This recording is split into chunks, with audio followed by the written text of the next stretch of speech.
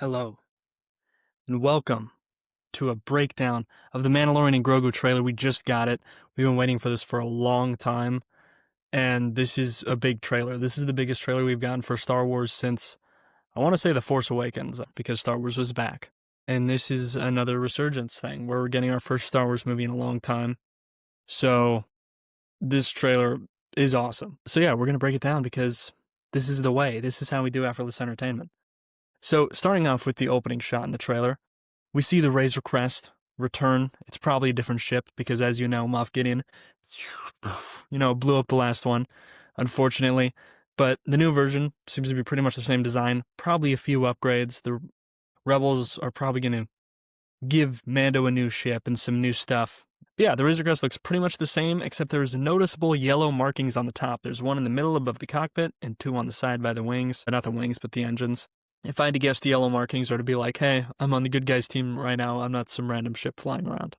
And on the left, you can see the Rebel base, which seems to be a Delphi base. This was the base that we saw in Season 3, Episode 5 of The Mandalorian, in that pirate episode. And we kind of saw that bar throughout that season a little bit. Next, we get Mandalorian and Grogu scouting together. We get this amazing shot of them looking over the sand dunes together.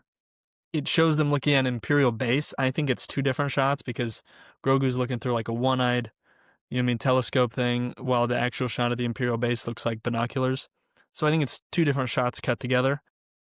But when they're looking over the sand, it looks like it's on that beach planet. So maybe there's Imperials on the same planet as the Rebels. Maybe they show up there. I don't know. It'll be interesting to see. Maybe they both just coincidentally landed on the same planet and that's where their bases are. Next, we get a shot of Babu Frick's species. These are Enzelins in a sewer tunnel with Grogu following. Grogu and Mando met Enzelins in Season 3 because they had to get a droid so they could go to Mandalore. It was a whole thing. But Grogu met the Enzelins and kind of caused a little bit of ruckus as they were trying to work on the machinery. So we see them return here, so we can probably assume a return to Navarro, just because we have to get these creatures from there to there with Grogu. Unless they're in the sewers of Navarro. That could also be the case. And it seems like they're voiced by Shirley Henderson. She voiced Babu Frick, and I think she's in Harry Potter. I don't know, I'm not a Harry Potter fan, but I think the Enzelins in Season 3 were also voiced by her, so this will likely be her voicing them again, which is cool. And then we get the next shot, which is Sigourney Weaver's character sitting there in that bar that we saw in Mando Season 3.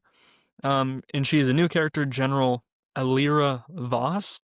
So I don't know, maybe she's related to Eric Voss from New Rockstars. Just kidding, he's not a Star Wars character, but he should be in Star Wars, he's a cool guy. But yeah, she seems to be leading this rebel group that Mando has joined and is helping. And we saw some of those pilots, one of them being Dave Filoni, of course, because you can see him in the background of the shot. He's got a cowboy hat that's giant in Season 3. So she seems to be the leader. She's wearing a green jumpsuit, and I've just been watching all these alien movies, so it's clearly like Ellen Ripley inspired, which is super cool to see. And just for a comedy beat, they got Grogu reaching for some food, and then she takes it away from him.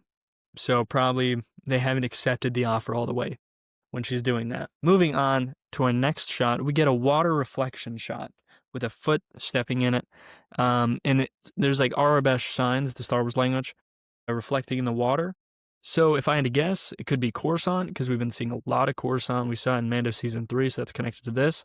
But we also saw it a ton in Andor this year and in Bad Batch before that.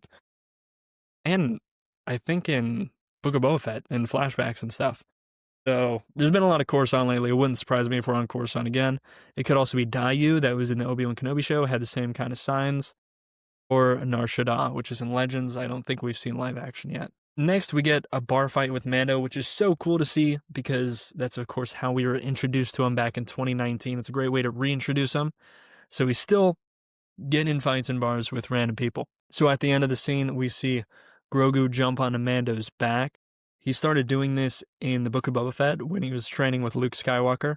So he's been picking that up. I think Luke obviously got that from Yoda. So it's cool to see him not doing that with Mando. And we see it a few times in the trailer. He seems to just be not in the little floating crib thing anymore. And then in the next shot, this next shot was my favorite frame in the whole trailer. And it doesn't have a Mando, doesn't have a Grogu, doesn't have even a Stormtrooper. And you're probably going, what was this shot? So if you've watched the trailer, you probably saw this weird dude lurking in the water. Weird puppet-looking dude. So this guy is an Animan, and he was in Episode 6 in Return of the Jedi in Jabba's Palace. And if it's not, it's one of his species. I really hope it is an Animan. I have strong faith that it is him, because Jon Favreau, who directed this, also worked on Book of Boba Fett, spent a lot of time in Jabba's Palace. He loves those original trilogy like creatures and characters. And I'm hoping this isn't like an IG-11, IG-88 switch out where it's the same character but a different character pretty much, where they just kind of borrow the same traits. So I'm hoping this is an Animan, because we don't have anything of him past Return of the Jedi. And I think it's going to serve some very interesting plot things going on, because he carries this staff. You can see in the trailer, he's holding the staff in the water, and it has tons of skulls on it. And that's because his species are headhunters. That's what makes him such a good bounty hunter. He hunts down stuff so he can capture the skull and put it on his staff and show it off. So what's probably one of the rarest species in the galaxy, Yodas, which we don't have a name for that species yet, but that's probably why he's going after Grogu. So he can get his weird little wrinkly alien baby head and put it on his stick, which makes him a good threat. I could see why Mando would need to be fighting him later on, because later we'll also get a few quick shots of Grogu swimming in water. So one of those water shots is probably him swimming away from an Animan, which is pretty cool. But yeah, so next we get the Razor Crest, nose diving out of the sky. We've seen it happen before, but this time it gives you a really clear view of those yellow markings on the top. And there's some ships chasing him. At first I thought these were U-Wings. These actually look to be vulture droids, because there's like very thin connection points between the wings and the body. Looks a lot like a vulture droid and how those move around. So someone could be reprogramming those to use them against Mando or the Rebels. Then we get Zeb's hallway scene. So Zeb is a character from Star Wars Rebels. We saw him in Mando Season 3 hinted at, and he gets his own hallway scene, which if you've been following Star Wars since Rogue One, we've been getting really cool hallway scenes. We got it with Vader in Rogue One, like I said. We got Maul in Clone Wars. We got Baylan and Shin in Ahsoka. They got a hallway scene. And Mando in Season 3 had that one where the doors open up one by one like Duel of the Fates. So Zeb's getting his own one. He's running off the wall, jumping at stormtroopers as they shoot at him. And it just feels like it's taken straight from Rebels. So it's so cool to see. And he'll be voiced again by Steve Blum. So it's awesome to see voice actors carry over into live action. And he's using his bow staff from Rebels, which is really cool. I think we're going to get some awesome fights with that. On to the next scene, we get a speeder going with a little sidecar with the Enzelins and Grogu sitting in the side. His ears are flapping in the wind. It's a funny little shot. It doesn't tell us much about the story, unfortunately, but this is more like a teaser trailer almost. Next we get Mando flying up towards the U-Wing with Grogu on his back, and I think it looks like a different kind of U-Wing. It looks very nice compared to the beat-up ones we had in Andor and Rogue One. So if I had to guess, this is either a new type of ship based off the same design, or a really, really remodeled looking nice one. Then we get a scene of a crowd cheering on something, and then it cuts to a Hutt. So it's not Jabba the Hutt. Jabba the Hutt is, of course, at this point, but this is actually confirmed to be Jabba's son, Rhoda the Hutt. If you're a Clone Wars kid like me, you remember watching the Clone Wars movie where Ahsoka had him in a backpack for an hour? That's him. We're finally figuring out what happened to him and why he wasn't in the original trilogy, probably. And he's super buff. In the comics, the Hutts can be super strong. So I guess this is one of those like that, and he's in this gladiatorial arena. And he's supposed to be played by Jeremy Allen White. So he might cook something, who knows? And yeah, Mando says impressive, which is like one of the few lines in the trailer. And then Grogu eats Mantel Mix, which is a snack we saw in the Bad Batch. Omega would always eat it with Wrecker after a successful mission. And there's something very similar in Galaxy's Edge, but to Disneyland, Disney World, where you can go and try it. It's pretty much just popcorn, but it's good. I can't blame Grogu. It's good stuff. And then in the next shot, the Mando main theme kicks in, and we remember that Ludwig Göransson is returning to do the music. He co-composed the music for Seasons 3 and Book of Boba Fett. They were using the themes that he had created in Seasons 1 and 2, with some new themes by a buddy of his, who I think was controlling the whole project while he was away.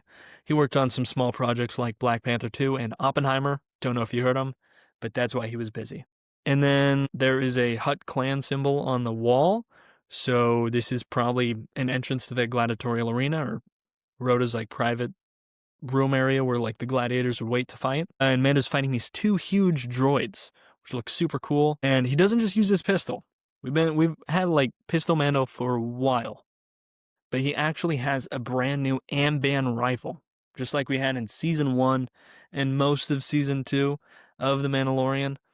But of course that blew up when the Razor Crest did. So he got a new one, likely from the rebellion, like I said. And it cuts to the arena again, and we get a shot of this crazy creature, and I instantly went, that's from the Holo chessboard on the Millennium Falcon. It's a Mantelian Savarip.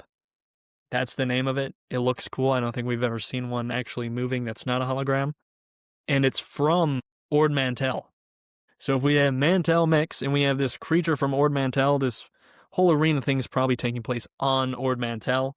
So that would be really cool to see. And I think it would be a nice tie-in because we hear it referenced in Empire Strikes Back. So it'd be cool to see that.